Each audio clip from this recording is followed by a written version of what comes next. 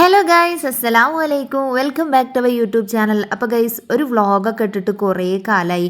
അതേപോലെ തന്നെ ഇപ്പോൾ എല്ലാവരും ചോദിക്കുന്നുണ്ട് നവീദും നൗറും എവിടെ, ഓലപ്പോൾ വീഡിയോയിലൊന്നും അധികം കാണലേ ഇല്ലല്ലോ എന്ന്.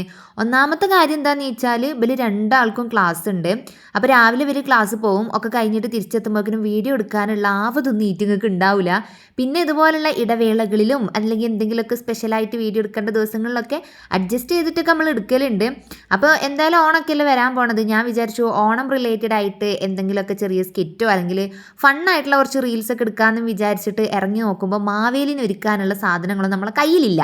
അങ്ങനെ ഉള്ള റേഷൻ കടയത്തെ സാരിയും പിന്നെ നൗറാൻ്റെ കുറേ വളയും മാലയും പിന്നെ ഇവിടെ ഉണ്ടായിരുന്നൊരു പച്ചക്കളറ് ഒരു വിരിയും ഒക്കെ എടുത്തിട്ട് നമ്മൾ അഡ്ജസ്റ്റ് ചെയ്തിട്ട് ഒരു എന്താ പറയുക, ഒരു മീഷോ വേർഷൻ മാവേലിനെ ഉണ്ടാക്കിയെടുത്തിക്കണ്. ആൻഡ് ഇതിൽ ഹൈലൈറ്റ് ആയിട്ടുള്ളത് അവൻ്റെ കണ്ണാടിയാണ്. കണ്ണാടിൻ്റെ ഒരു സൈഡ് ഗ്ലാസ് പോയിക്കണ്. ഇൻസ്റ്റയിൽ വീഡിയോ കാണുന്നവരൊക്കെ ചോദിക്കുമോ എനിക്ക് എന്താ ഒരു ഭാഗത്ത് അടി കിട്ടിയോ, ഗ്ലാസിൻ്റെ പകുതി എവിടെയെന്നൊക്കെ. അങ്ങനെ അത് കുറച്ച് ഫണ്ണായിട്ട് ഞങ്ങൾ വീഡിയോയും കാര്യങ്ങളും ഒക്കെ എടുത്ത് പിന്നെ ഈവനിങ് ആയപ്പോൾ നബിദിനം കൂടിയാണല്ലോ വരാൻ പോണത്. അപ്പോൾ നവീദുവിന് ദഫല്ല ഫ്ലവർ ഷോ ഉണ്ട്, ചെറിയ കുട്ടികളുടെ ഒരു പ്രോഗ്രാം ഉണ്ട്. അപ്പോൾ അതിൽ ബോയ്സിന് നമ്മുടെ വൈറ്റ് കന്തൂറ അല്ലെങ്കിൽ കമ്മീസ് എന്നൊക്കെ പറയില്ലേ, അതും പിന്നെ ഒരു ബ്ലാക്ക് കളർ തൊപ്പിയാണ് എല്ലാവരുടെയും ഡ്രസ് കോഡ്. അപ്പോൾ അത് വാങ്ങാനായിട്ട് നേരെ ഞങ്ങൾ ഷോപ്പിലോട്ടേക്ക് വിട്ട്. അപ്പോൾ ഇവളടുത്ത് ഞാൻ പറഞ്ഞതായിരുന്നു 1-2 വീഡിയോ ഒക്കെ എടുക്കണം കേട്ടോ ഷോപ്പിൻ്റെ എന്ന്. അപ്പോൾ നോക്കുമ്പോൾ മുക്കാലും ഓള് ഷോപ്പിൻ്റെ അവിടെയും ഇവിടെയൊക്കെ ഉള്ള ഒരു ഇതൊക്കെയാണ് എടുത്ത് വെച്ചിരിക്കണത്. അങ്ങനെ ചെന്ന് ഈ ചെങ്ങായിനെ ഒരു ബ്ലാക്ക് തൊപ്പി എടുക്കാൻ വേണ്ടിയിട്ട് നിർബന്ധിക്കണതിൻ്റെ ഒരു അടങ്ങാറാണ് ഇപ്പോൾ ഈ കാണുന്നത്. ഓനക്ക് ചെറുതെടുത്ത് കൊടുത്താൽ പറയും ഇത് വലുതാണെന്ന്, വലുതെടുത്ത് കൊടുത്താൽ പറയും ഇത് ചെറുതാണെന്ന്. ആകെ കൂടി സ്വീപ്പ് അയക്കണം. അവസാനം പറഞ്ഞ് ഓൻ്റെ ഇതിന് പറ്റിയിട്ടുള്ള ഒരു തൊപ്പി സെറ്റായി അതണ്ട് എടുത്ത് കൊടുത്ത്. ഇവിടെ ഇപ്പോൾ എനിക്ക് തോന്നുന്നു 2-ാം തീയതി 3-ാം തീയതി 4-ാം തീയതി ആ ഒരു സമയമൊക്കെ ആയിട്ടാണ് നബിദിന പരിപാടികളൊക്കെ വരുന്നത്. നിങ്ങൾ അവിടെയൊക്കെ നബിദിന പരിപാടി എപ്പോഴാണെന്നുള്ളത് കമൻറ്റ് ചെയ്യുക. അതുപോലെ തന്നെ ഓണവും പരിപാടികളൊക്കെ എങ്ങനെയുണ്ട് എന്നൊക്കെ കമൻറ്റ് ചെയ്യാൻ മറക്കണ്ട. അങ്ങനെ വീട്ടിലെത്തി, ഇവിടെ എത്തി മൗലൂദല്ലാനൊന്നും നേരല്ല. അതിന് മുന്നേ തന്നെ അവനക്ക് ഇത് ഇട്ട് ഉമ്മാക്ക് കാണിച്ചു കൊടുക്കണം എന്നേനു. അങ്ങനെ ഇട്ട് കഴിഞ്ഞപ്പോൾ കറക്റ്റായിട്ട് തന്നെയാണ് അവനക്ക് രണ്ടും കിട്ടിയിരിക്കണത്. നല്ല രസമുണ്ടായിരുന്നു കേട്ടോ കാണാനായിട്ട്. ഞാൻ അങ്ങനെ ഉമ്മാനോട് പറയുന്നു ഇപ്പോൾ കറക്റ്റ് ഒരു മൂല്യന്മാരൊക്കെ ഒരു ഇത് വന്നിക്കണെന്ന്. അങ്ങനെ ഇതണ്ട് ഇട്ടായി നോക്കുമ്പോൾ അതിന് ഊരണമില്ല. പിന്നെ ഇതിങ്ങനെ ഉമ്മാനോട് ഇങ്ങനെ പറയാണ് എന്നെ കാണാനൊരു ഉസ്താദിൻ്റെ മാരിക്കൊക്കെ അല്ല ഉമ്മ എന്നൊക്കെ ഇങ്ങനെ ഉമ്മാനോട് ചോദിക്കണ്ടേനു. ഇന്നലെ വരെ അവൻ്റെ പിന്നാലെ നടന്നിട്ട് പാട്ട് പാട് പ്രസംഗം പഠിക്കുമെന്ന് പറയുമ്പോൾ പറ്റണില്ല, അതാ ഇതാന്ന് പറഞ്ഞ് തിരിഞ്ഞോടിയ ചെങ്ങായി ഇതിൻ്റെ ഉള്ളിൽ കയറിയ പോക്കിനും ചറ പറയണ പാട്ടും പ്രസംഗവും പറയലേനും. ഇത് അറിഞ്ഞില്ലെങ്കിൽ ഞാൻ നേരത്തെ തന്നെ ഇത് വാങ്ങിക്കൊടുക്കേനും.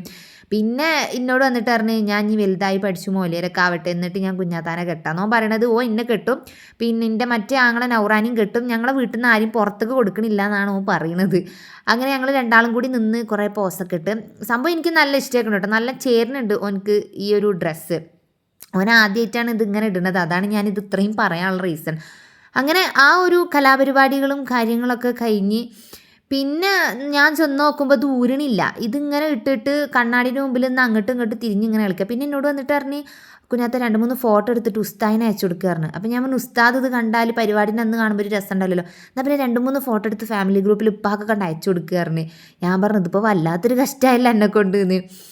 അങ്ങനെ രസമായിരുന്നു. പിന്നെ ഓൻക്കാണെങ്കിൽ പാട്ടും പ്രസംഗവും അങ്ങനെ കുറച്ച് പരിപാടികളൊക്കെ ഉണ്ട് നബിദിനത്തിൻ്റെ. ഓണപ്പരിപാടി പിന്നെ ഓലെ സ്കൂളത്തെ കഴിഞ്ഞ്, നിങ്ങളെ സ്കൂളത്തേക്ക് ഓണപ്പരിപാടി കഴിഞ്ഞോ ഇല്ലേ എന്നുള്ളത് കമൻറ്റ് ചെയ്യുക. അപ്പോൾ ഇവർ രണ്ടാളും എവിടെയെന്ന് ചോദിക്കുന്നുണ്ട്. കുറേ ആൾക്കാർ ഇൻസ്റ്റയിലാണെങ്കിലും മെസ്സേജ് അയച്ചിട്ടും യൂട്യൂബിലെ ചില കമൻറ്റ് ബോക്സിലൊക്കെ ചോദിക്കലുണ്ട്. അപ്പോൾ ഇതാ ഒരു രണ്ടാളും എവിടെയും പോയിട്ടില്ല, ഒരു രണ്ടാളും ഇവിടെ തന്നെ ഉണ്ട്. പിന്നെ ഇങ്ങനെ ക്ലാസ് എക്സാം കാര്യങ്ങളൊക്കെ ആയതിൻ്റെ ചെറിയ കുട്ടി ബിസികളിലൊക്കെയാണ്.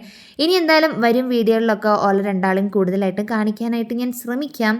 അപ്പോൾ നിങ്ങളുടെ ഓണവും നബിദിന പരിപാടികളൊക്കെ എവിടം വരെ എത്തി, എന്തൊക്കെയാണെന്നുള്ള വിശേഷങ്ങൾ താഴെ പറയാനായിട്ട് മറക്കണ്ട. പിന്നെ അതുപോലെ തന്നെ നബിദിനത്തിന് മദ്രസയിൽ എന്തൊക്കെ പരിപാടികളുണ്ട്, എന്തിനൊക്കെ ഉണ്ട് എന്നുള്ളതൊക്കെ നിങ്ങൾ കമൻറ്റ് ചെയ്യും, നിങ്ങളെ നാട്ടിലെ നബിദിന വിശേഷങ്ങളൊക്കെ. എനിക്ക് പിന്നെ പറയാൻ മാത്രം മദ്രസയിൽ ഞാൻ പഠിക്കണില്ല, കോളേജിലും സ്കൂളിലും ഒന്നും പോവാത്ത സ്ഥിതിക്ക് നമുക്ക് ഓണവും ഇല്ല പെരുന്നാളും ഇല്ല, പെരുന്നാളില്ല എന്ന് നബിദിനുമില്ല ഒന്നുമില്ല, ഇങ്ങനെ ഇരിക്കുകയാണ്. ബാക്കി ഇവരൊക്കെ ഓണവും നബിദിന പരിപാടികളൊക്കെ കണ്ട് ഇങ്ങനെ ആഘോഷിക്കുക, അതന്നെ വേറൊരിത്. പിന്നെ ഞാൻ നോക്കുമ്പോൾ ഇവിടെ വന്ന് നോക്കുമ്പോൾ മോലിയർ ഇവിടെ ഇരിക്കുകയാണ്, ഓന് ജഡ്ജായിട്ട് ഇരിക്കുകയാണ് അത്രേ മാർക്കിടാൻ. കുട്ടി സ്റ്റേജിൽ കയറിയിട്ട് അതാ പ്രസംഗമൊക്കെ പറയേണ്ടത്. ഇതുപോലത്തെ വട്ട് പരിപാടികളൊക്കെ നിങ്ങൾ കാണിക്കാറുണ്ടോ? അപ്പോൾ ഇത്രയൊക്കെ ഉള്ളൂ. ബൈ.